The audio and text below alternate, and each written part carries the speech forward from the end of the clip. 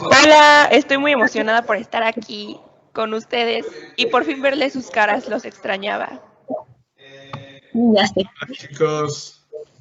Hola, Hola. les traemos Hola. porque muchos hoy en día hablan de la PCR, pero no, pero queremos explicarle más a fondo de lo que se trata y qué es lo que se necesita. A fin de cuentas, Angie, ¿no? Sí, Nos comentabas que a fin de cuentas esto es muy sonado día a día con esto de la contingencia del COVID y pues como sugerencia de ustedes lo vamos a desenvolver de una mejor manera y espero lo disfruten. Bueno, pues comenzamos. Bueno, para empezar es una reacción en cadena polimerasa o PCR por sus siglas en inglés y es una técnica donde se permite la clonación rápida y análisis de ADN. Es un método in vitro rápido y versátil que permite la amplificación de secuencias diana de ADN predefinidas o preestablecidas que están presentes en una preparación de ADN. Este método está programado para permitir la amplificación selectiva de una secuencia diana específica de ADN a partir del ADN total previamente extraído. Tiene muchas aplicaciones en la investigación y en la práctica y se utiliza de forma rutinaria en la congelación de ADN, el diagnóstico médico y el análisis forense de ADN. Tal vez estas palabras suenan un poco pesadas, pero pronto las aclararemos mejor y entenderán toda la primera, ya verán. Bueno, ¿qué es la PCR? Es una técnica de laboratorio común utilizada para hacer muchas copias de una región particular de ADN. Con esta somos capaces de detectar los ácidos nucleicos de los diferentes organismos. Esta región de ADN pues puede ser cualquiera que el experimentador quiera duplicar o triplicar. Y podría ser un gen cuya función requiere entender a un investigador o un marcador genético usado por científicos forenses para relacionar el ADN de la escena del crimen con los sospechosos. Como mi compañera Elisa mencionó antes, tiene muchísimos campos, o sea, esto se usa para todo. Ahorita lo estamos usando mucho para la detección del coronavirus, aunque ya hay otras nuevas pruebas de detección más rápidas, pero esta fue como la primera. Esta se usa mucho porque tiene alta especificidad, o sea, puedes diferenciar entre dos microorganismos muy cercanos evolutivamente.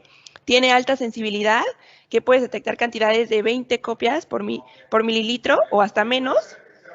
Y son precoces, que se puede detectar el virus en las primeras fases respiratorias.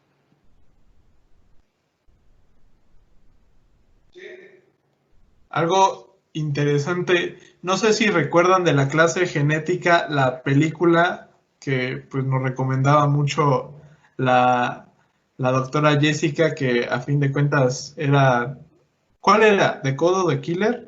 ¿O cuál era? Estaba en Netflix, no recuerdo cuál. sí, The Code of the Killer. Perfecto. En esa, a fin de cuentas, el propio signo doctor, médico, no sé, a fin de cuentas, el título de la persona que lo haya descubierto, pero a fin de cuentas, usando ADN, usando esta técnica para amplificarlo, como decía esta Luisa, de si lo queremos duplicar, triplicar o quintuplicar, es realmente muy fácil y a fin de cuentas todo este proceso lo iremos hilando, pero es importante recalcar que para la PCR se necesita el molde, la polimerasa y a fin de cuentas, creo Carla nos ibas a contar más acerca de esto. Sí, claro. Bueno, para el PCR lo que se necesita principalmente va a ser una muestra de ADN, que es el molde. Después también vamos a necesitar el ADN polimerasa de alta fidelidad, que como ya se sabe es una enzima que va a intervenir en el proceso de replicación del ADN. También están los primers, o también conocidos como cebadores por su nombre en español, los DNTPS, la solución amortiguadora con sales, que por ejemplo pueden ser magnesio, y un termociclador. Y bueno, es importante tener cebadores para la PCR, que es una corta secuencia de nucleótidos que proporciona un punto de partida para la síntesis de ADN. Volviendo un poco a lo que comentaba Isaac de la película, pues esta película es muy interesante, si la quieren ver, es muy, muy recomendada. En pues, se usa mucho esta técnica para saber si una persona es inocente o no en cierto delito. Y pues en este caso, esta película, o bueno, este hecho, se llevó a cabo hace muchos años y por eso es que pues la persona duró en prisión bastante tiempo, porque todavía no se tenían el equipo necesario para poder descifrar si era culpable o no culpable. Entonces, pues esto hoy en día nos ayuda muchísimo, no solamente en esa área, nos ayuda mucho pues ahorita en la prueba de detección si es positivo o no a coronavirus, pero bueno, se usa bastante en la medicina forense y pues está muy, muy interesante la película por si quieren verla. Aquí podemos ver la relación de la desnaturalización con el ADN y la temperatura. Primero, bueno, ahorita que lo explique Isaac, lo de los pasos, esta gráfica tiene que ver mucho con lo que se va a mencionar a continuación. Bueno, ahora sí llegamos con los pasos. El paso para una PCR consta de 3 etapas. Es básicamente tenemos nuestro DNA que queremos copiar, de cualquier organismo, de lo que quieras, de cualquier gen. Y en este paso el primero es separar las hebras de ADN, luego se van a unir los primers para iniciar, como darle a la polimerasa que sepa dónde iniciar. Y esta desnaturalización se hace, ay, perdón, ya me pasé. La desnaturalización se hace a una temperatura alta para que se puedan separar las dos hebras. Una vez separadas, se baja la temperatura para que los primers se puedan unir. Y luego ya es cuando la Taq polimerasa, que es la que se ocupa para empezar a la síntesis de una nueva hebra de DNA, que es la que va a ser nuestra copia, va a copiar toda nuestra cadena. Y después, finalmente, este ciclo se vuelve a repetir. Se vuelve a subir la temperatura para que nuestra hebra recién copiada, que va a estar unida, se vuelva a separar. Se vuelve a bajar la temperatura para que se vuelvan a unir todavía más primers a nuestra cadena original y ahora nuestras copias. Y así se van generando miles de copias de nuestra secuencia que era de nuestro interés. Sí, Luisa. No, nada más pues quería mencionar que los primers pues son cadenas pequeñas de nucleótidos que se tienen que unir al DNA para que entonces la polimerasa, que es la enzima que pega a los otros nucleótidos, pueda avanzar. También cabe recalcar que esos primers, o bueno, se dice que esta parte es híbrida porque los primers son de ARN y la cadena original es ADN. Este ARN se necesita bastante para que la polimerasa pueda seguir pegando nucleótidos y se puedan unir por unos enlaces que se encuentran en las moléculas. Entonces, después de este primer es reemplazado por ADN como tal para que deje de ser híbrido. Y no sé si puedo meterme en esto, pero lo interesante de la tecnología que se usa, que es el termociclador, es una innovación increíble que varios ingenieros, personas muy inteligentes desarrollaron. ¿Para qué? Aprovechando este proceso de desnaturalización que ocurre al aplicar mayor temperatura a estas moléculas de ADN, ¿qué va a pasar? Si tengo un constante cambio drástico de temperatura, voy a tener todas estas hebras. ¿Por qué? Separándolo, introduciendo la polimerasa, replicándose y, como pueden ver aquí, amplificando el ADN. Y esto es muy interesante porque en el termociclador puedes poner una cantidad muy pequeña de la muestra para que después puedas tener millones y millones de esas copias. Y pues es muy interesante y pues vuelvo a repetir, en la medicina forense, cuando solamente se tiene una muestra de algún líquido corporal de la persona que está llevando a cabo, no sé, un asesinato o algo así, que se tenga un líquido corporal propio de esa persona que se puede introducir en el termociclador y poder hacer muchas copias de ella para poder, pues, identificar al sospechoso, ¿no? Te fuiste un poquito muy pesado, Angie, pero sigamos. Bueno, el uso de electroforesis en gel para visualizar los resultados de la PCR. Esta es otra técnica molecular que se usa para poder identificar que se tiene el fragmento de ADN como tal y no se copió otra cosa o no se copió del todo nada. Es una técnica en la que la corriente eléctrica impulsa fragmentos de ADN a través del gel y estos fragmentos de ADN se van a ir intercalando dependiendo de su tamaño. Aquí, bueno, cabe recalcar que este es un gel que se hace con ciertas sustancias para que pueda ser un gelecito transparente y ahí pueda introducir estas muestras de ADN. Para empezar, como se ve del lado derecho, necesitamos un marcador de ADN, el cual va a ir poniéndose en forma de rayas para poder identificar el peso molecular que tiene el ADN. Después, en la segunda columna, se puede añadir los resultados de la reacción del PCR, se puede añadir la muestra de PCR y con el paso del tiempo, gracias a la corriente eléctrica que se va a ir generando, se va a ir poniendo a la misma altura que el marcador de ADN y así podemos verificar que ésta tenga la misma cantidad de pares de bases, que es como se mide el ADN. Como se puede ver, del lado derecho está un resultado de reacción de PCR que se intercaló en la barra de 400 pares de bases y ese pues es el tamaño de ADN que se tiene. Los fragmentos de ADN, dependiendo de su peso molecular, quedan en una fina banda si el experimento es exitoso. Y si no es exitoso, pues realmente no se llega a ver nada. Aquí vemos un pequeño ejemplo de una electroforesis que realizamos en el laboratorio de la UTLAB en biología molecular. Bueno, este es un ejemplo de cómo se ve en la vida real. Este es un gel hecho de agarosa y ahí están, como se pueden ver, muchas líneas color pues fluorescente. Esas líneas marcan la cantidad de pares de bases. Ese es el marcador de ADN que nosotros ponemos al principio y como se puede observar en la línea izquierda, una pequeña línea que se puede ver iluminándose, ese es el ADN que pusimos para ver cuántos pares de bases se tenían para ver si el PCR fue exitoso o no.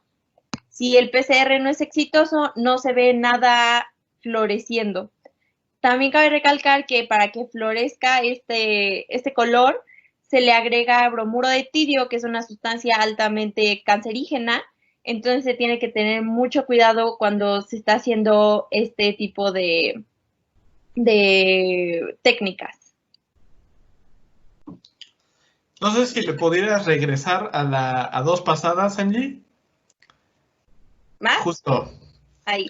Algo interesante que sucede en la cámara de electroforesis que mencionaba mi compañera Angie, que a fin de cuentas son las energías electrostáticas que, no sé, entre más grande sea el fragmento, va a tener un menor arrastre por esta campo electromagnético en el que nos vamos migrando de positivo de negativo hacia positivo, porque el ADN es negativo principalmente.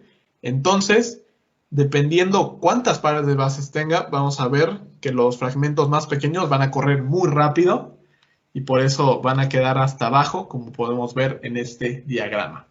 También cabe recalcar que esta técnica todos queremos que sea rápida, pero la verdad es que sí se lleva su tiempo. Creo que en esta que pues realizamos unas compañeras y yo, nos llevamos 1 hora en que se realizara el PCR, no, más.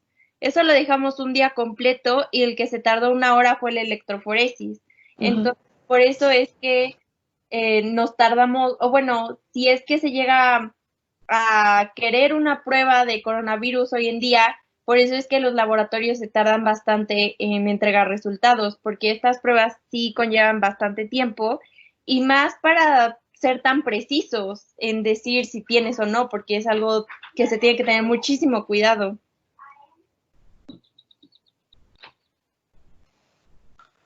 Ahora para esta parte de aplicaciones, ya lo mencionamos, se pueden utilizar en laboratorios de investigación, en aplicaciones, en la práctica de la medicina forense, como pruebas de paternidad, o en la clínica, que son para pruebas diagnósticas. Ahora bien, como mencionamos, el PCR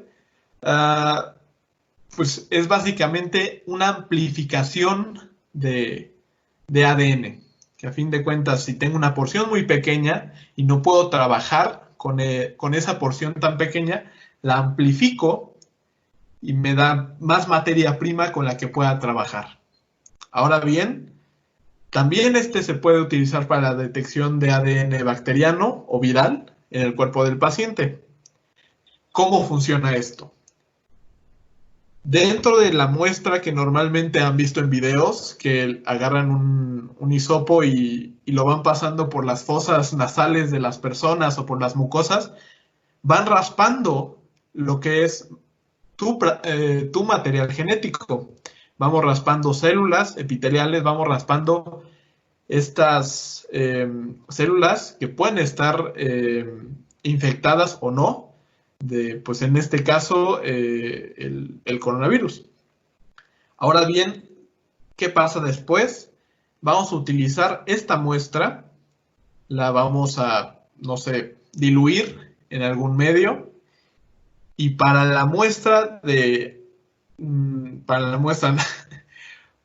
el procedimiento del PCR, vamos a inyectar como cebadores, como nuestros primers, partes identificadas del virus. ¿Para qué? Voy a poder duplicar esto si tengo estos primers dentro de mi muestra base. Entonces, como mencionaba Angie, esto toma tiempo, pero con las nuevas tecnologías, esta PCR con retrotranscriptasa de tiempo real, facilita increíblemente este proceso de diagnóstico, y a fin de cuentas nos puede decir bien en qué estadio del virus estamos, ¿no? ¿Te acuerdas, Luisa, que a fin de cuentas el profe de hoy nos contó las diferencias entre carga viral que puedes encontrar por PCR? Entonces es increíble la facilidad que nos da este procedimiento para poder avanzar y atacar este problema. ¿Sí, Luisa? ¿Yo? Yo solo quería mencionar que por ejemplo, para el coronavirus, pues aquí necesitamos lo que está diciendo, transcriptasa reversa, porque el virus no tiene DNA directo, sino tiene ARN o RNA. Bueno, entonces necesitamos de la transcriptasa reversa para poder así convertirlo a DNA y luego ya hacer las copias del DNA.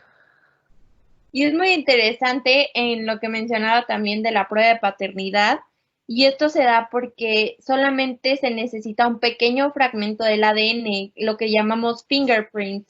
Ese pues es especial de las personas, entonces si llega a haber alguna coincidencia, porque tenemos 50% genéticamente de la mamá y 50% del papá, si llega a coincidir ese 50 pues con el paterno, pues ahí es donde se da la prueba de paternidad y pues intercalando también con el de la mamá. Sí, como dices, Angie, el DNA fingerprint lo utilizábamos en el laboratorio de toxicología o medicina forense, y la verdad estaba súper padre porque establecimos vínculos entre la evidencia biológica que se encontraba y un sospechoso en una investigación criminal. y pues se tomaba la muestra de ADN tomada del crimen, que podía ser semen, uñas, cabellos o otros materiales biológicos, y se comparaba con la muestra de ADN de algún sospechoso, y si los dos perfiles de ADN coinciden, pues la prueba incrimina al sospechoso. Estaba súper padre, la verdad. Y creo que con esto, no sé, concluimos de una excelente manera este tema de fundamentos para PCR. No sé si tengan otro comentario, chicos, para agregar. Pues si tienen alguna duda, no duden en escribirnos en la página de Facebook, Instagram o Twitter. Perfecto, no se pudo decir mejor. Síganos en nuestras redes sociales y pues escúchenos o véanos en esta modalidad, que pronto tendremos nuevas actividades, nuevas, ¿cómo se le diría? ¿Nuevos proyectos? Nuevos proyectos, ajá. Exactamente, gracias. Nuevos proyectos para ustedes, entonces, gracias y nos vemos a la próxima. Gracias, espero les guste.